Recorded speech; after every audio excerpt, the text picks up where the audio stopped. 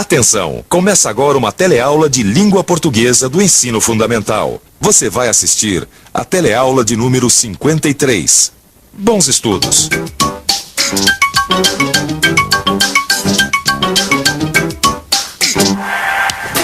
Isso não vai ficar assim! Isso não vai ficar assim! Isso não vai ficar assim! Enfaticamente, ênfase, enfatizar, enfático. O que será que essas palavras com sentido tão parecido podem ter de tão diferente entre elas? Você tem alguma ideia? Então fique ligado, porque esse é um dos assuntos da teleaula de hoje. Mas tem mais.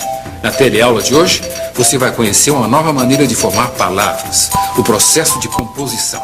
E ainda vai acompanhar a primeira parte de uma história sobre uma confusão causada por um porteiro que insiste em seguir as instruções do seu chefe. Nossa teleaula, a primeira desse módulo, está começando.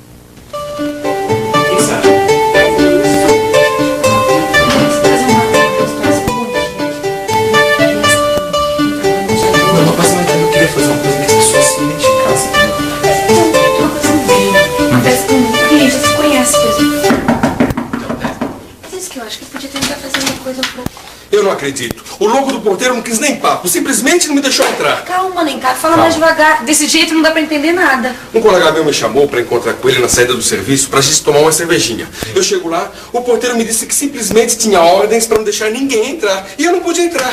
Ô, Alencar, ou você mesmo tá dizendo que ele tava cumprindo ordens? Mas ele não podia ser tão durão assim. Podia pelo menos ter me ouvido. Eu poderia explicar pra ele que foi meu colega que me chamou pra ir lá. Sabe de uma coisa? Esse é um bom assunto pra uma história. A gente não estava mesmo tentando ter alguma ideia? É isso aí. A nossa história vai se passar na portaria da fábrica Santa Gertrudes. É isso aí, entra aí. Mas você não ligou? Não. Ele, sabe, ele podia ter me ouvido, né?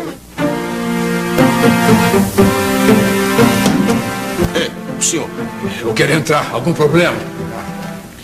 Não pode ir entrando assim sem se identificar. É que eu tenho uma reunião que já está quase começando. Só um minutinho. Com quem é a reunião? Com o seu Dilermano.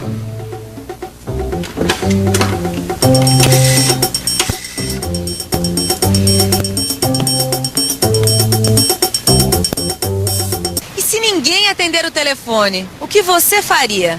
Deixaria a pessoa entrar ou não? Você já se viu numa situação complicada por ter que seguir as ordens do seu chefe? Já. Não, ainda não. Já. O quê? Ele manda fazer uma coisa sendo que eu não quero. Não. Acho que não. E você?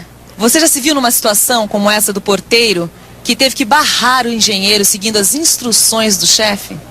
Desculpe, mas não posso deixar entrar. Isso não vai ficar assim, hein? Não vai ficar assim, sim. Aqui na Santa Gertrudes não é assim, vai chegando, vai entrando, não. Aqui tem porteiro que segue as ordens. Ou o senhor se identifica, ou eu não posso deixar entrar. Isso não vai ficar assim. Repetia o engenheiro enfaticamente. Não é possível que não haja uma solução para esse caso. Eu também, como você, estou tentando seguir as instruções que recebi. Participar de uma reunião que já vai começar. O bate-boca já começava a engrossar. Eu quero entrar, meu amigo. Bate-boca. Curiosa essa palavra. Eu já ouvi 1000 vezes, mas assim no computador ela fica meio gozada. Bate-boca. É isso mesmo. É uma palavra formada pela junção de duas palavras diferentes. Um verbo, bater, e um substantivo, boca. Pouco espinho, azul marinho, beija-flor, amor perfeito, chapéu de sol, corre-corre, guarda-roupa, vai e vem, perde e ganha. Os exemplos estão certos. Todas essas palavras são formadas pelo processo de composição, que acontece quando a gente junta duas ou mais palavras para formar uma terceira palavra. Vocês repararam nos exemplos do Alencar?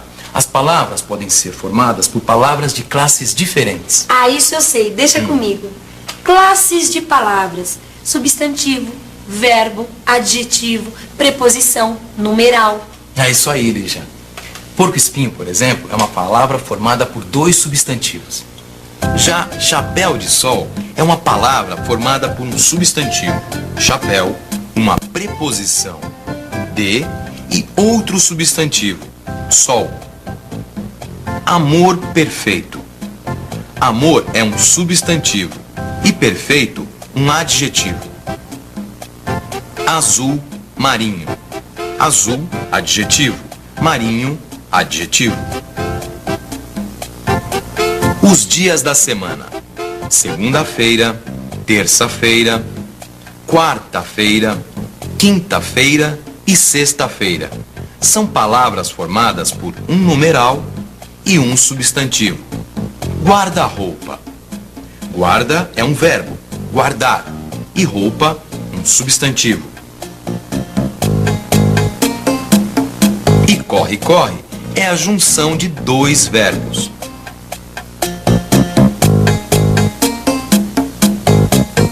Me desculpa, doutor Vicente. São ordens. O senhor não pode entrar sem autorização. O engenheiro respondeu com ênfase. Escuta aqui. Essa reunião já está agendada há mais de 15 dias. E pelo que me disseram, a urgência é de vocês. Ah, não sei não. Ninguém me falou dessa reunião. Olha aqui, eu vim aqui resolver um problema muito sério. Ou vocês não querem mais consertar o vazamento do anexo 2? Me desculpe, mas ninguém me disse para permitir a entrada de estranhos. São ordens. Ordens. Afinal, devemos ou não seguir todas as ordens? E se acontecer algum imprevisto? Você costuma sempre seguir as ordens do seu chefe? Nunca. Sempre, lógico que não. Eu não tenho chefe, nunca tive. Nem sempre, né? Às vezes a gente dá uma escapada. Parece que esse é um assunto que gera muita polêmica. Seguir ou não seguir as ordens do chefe em qualquer situação. Eu não tenho dúvidas. Se o chefe mandou, eu sigo as instruções. Não sei não. De vez em quando botam uns porteiros sem qualquer instrução, acaba acontecendo o que aconteceu comigo hoje. Custava lhe falar com meu amigo? Mas aí não é bem o caso de seguir as instruções do chefe. É ser cabeça dura. Mas eu continuo a achar que tem que seguir as instruções do chefe. Vocês repararam numa coisa na conversa entre o Alencar e a Lígia? Os dois usaram a palavra instrução, só que com sentidos bem diferentes. Quando eu disse que botam uns porteiros sem qualquer instrução, eu quis dizer sem educação. E eu, quando usei a palavra instrução, quis dizer que ele estava seguindo ordens. E se a gente fosse procurar no dicionário mais algum sentido para a palavra instrução? Eu pego o dicionário. Vamos lá, vou botar aqui. Tá aqui. Instrução. Substantivo feminino. 1. Ato ou efeito de instruir-se. 2. Ensino. 3. Conhecimentos adquiridos, cultura, saber, erudição. 4. Explicação dada para um determinado fim. 5. Esclarecimento ou ordem dada à pessoa encarregada de alguma negociação ou algum empreendimento. Acho que todos os sentidos têm a ver com estudo, saber e esclarecimento ou ordem. Falando em ordem, que tal a gente continuar nossa história? Tô curioso para saber onde essa confusão toda vai dar. Eu só quero ver o que o engenheiro vai responder pro porteiro que falou que não ia deixar nenhum estranho entrar. Estranho? Estranho? Eu sou o engenheiro da Matrex. Já estive aqui 2 vezes e entrei sem essa burocracia. O que foi que aconteceu aqui agora? Acontece que quem deixava qualquer um entrar já foi despedido justamente por isso. Qualquer um? Enfatizou o engenheiro. Por favor, vamos deixar de nhen. Nhen? Que isso? Ficou louco, Machado? Como fiquei louco? Essa palavra está no dicionário. Você está duvidando? Vamos lá. Tá aqui, tá pertinho. Nhen. Do tupi, nhe, nenê. Falar. Substantivo masculino. 1. Resmungo, resinga. 2. Falatório interminável. É isso mesmo. O que eu quis dizer com nhen é que chega desse falatório interminável. Use o telefone e diga ao seu dilermando que eu, o Dr. Vicente, estou aqui impedido de entrar. Isso eu já fiz. Na sala dele chama, ninguém atende. Já liguei para tudo quanto é lado, ninguém sabe de nada. Se o seu colega foi despedido por permitir que qualquer um entrasse aqui, saiba que você vai ser despedido por não deixar eu entrar. Paciência. Eu devia saber. Lidar com esse povo sem instrução é o fim da picada. Mas isso não vai ficar assim. Disse o engenheiro enfático. Enfaticamente, ênfase, enfatizar, enfático. O que essas palavras têm de tão diferente entre elas? Elas são tão parecidas. É que cada uma delas pertence a uma classe de palavras diferente. Aí muda o jeito de usar. E mesmo o sentido modifica um pouco. Vamos conferir? Repetia o engenheiro enfaticamente. Enfaticamente é um advérbio, portanto, modifica o verbo. E nesse caso, quer dizer que o engenheiro repetia com ênfase, com energia. Disse o engenheiro com ênfase. ênfase é um substantivo feminino e quer dizer energia excessiva nos gestos ou na fala. Você reparou como o engenheiro estava exagerado? Escuta aqui. Essa reunião já está agendada há mais de 15 dias. E pelo que me disseram, a urgência é de vocês. Enfaticamente, enfático, enfatizou? Qualquer um. Enfatizou o engenheiro.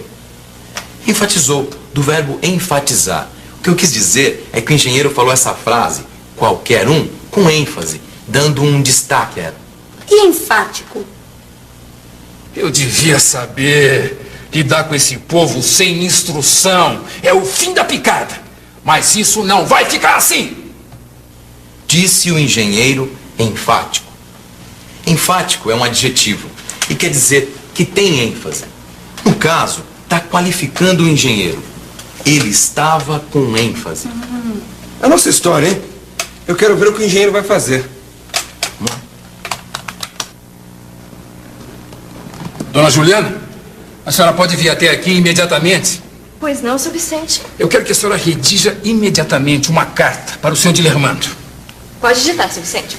Senhor Dilermando, infelizmente não pude comparecer à reunião prevista para o dia de hoje, por um motivo alheio à minha vontade.